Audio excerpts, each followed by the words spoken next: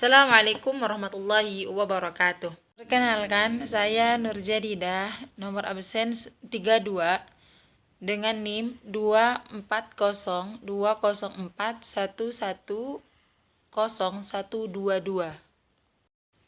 Bismillahirrahmanirrahim.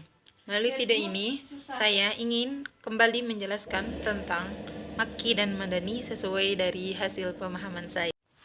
Dan surah-surah apa saja yang masuk ke dalam golongan Makki dan Madani.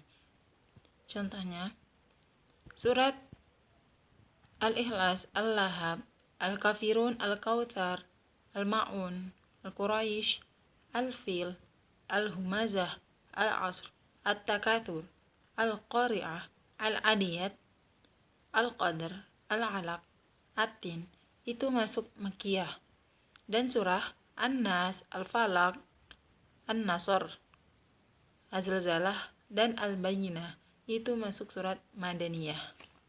Para ulama banyak yang membahas bagaimana cara membedakan Makki dan Madani. Yang pertama, ulama berpendapat bahwa Makki adalah ma nazala qabla al-hijrah, setiap ayat Al-Quran yang turun sebelum Nabi hijrah. Sedangkan Madani, ulama mengatakan ma nazala ba'dal hijrah, yaitu setiap ayat Al-Quran yang turun setelah Nabi hijrah. Dari kata ma nazala ba'dal hijrah diketahui bahwa Al-Quran yang turun di Mekah walaupun setelah Nabi hijrah itu tetap disebut Madani. Dan pendapat yang kedua, para ulama mengatakan Makki adalah setiap ayat yang turun di Mekah. Jadi, walaupun setelah Nabi hijrah dan ayatnya turun di Mekah, itu tetap disebut Makki. Dan sedangkan Madani adalah setiap ayat Al-Quran yang turun di Madinah. Sedangkan pendapat yang ketiga, para ulama mengatakan Makki adalah ayat-ayat yang khitabnya khusus untuk orang-orang Mekah. Dan Madani adalah ayat-ayat yang khitabnya untuk orang-orang Madinah. Mengapa Makki dan Madani itu penting? Yang pertama, Makki dan Madani untuk membantu para mahasiswa atau para pelajar atau siapapun untuk mengetahui sejarah-sejarahnya Al-Quran. Yang kedua, supaya diketahui Makki dan Madani itu adalah nasikh dan mansukh. Bagaimana cara untuk mengetahui Makki dan Madani? Para ulama mengatakan ada dua cara untuk mengetahui Makki dan Madani, yaitu dengan sama'i dan qiyas.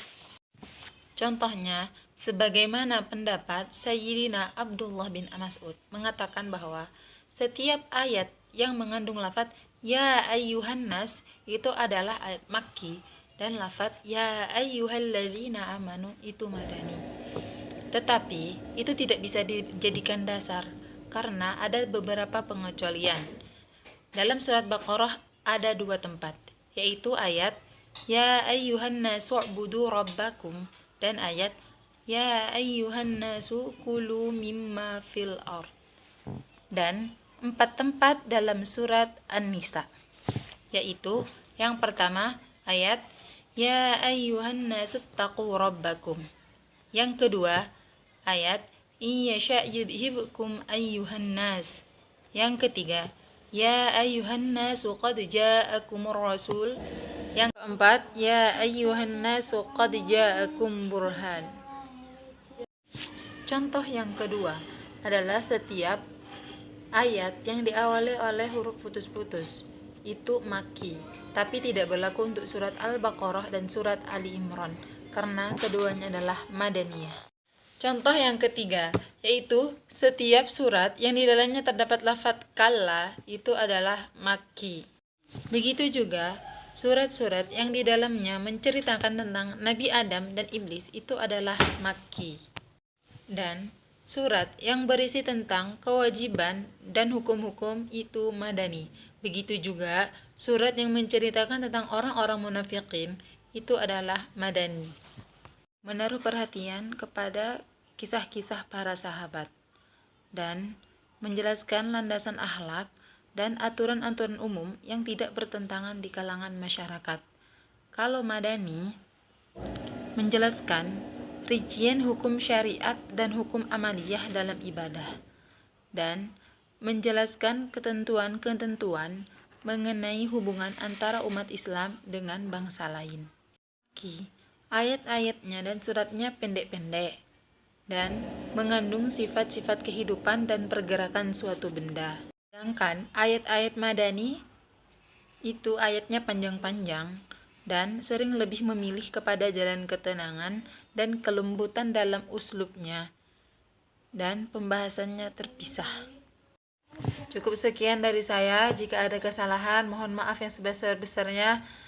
Wabillahi taufiq wal hidayah. Assalamualaikum warahmatullahi wabarakatuh.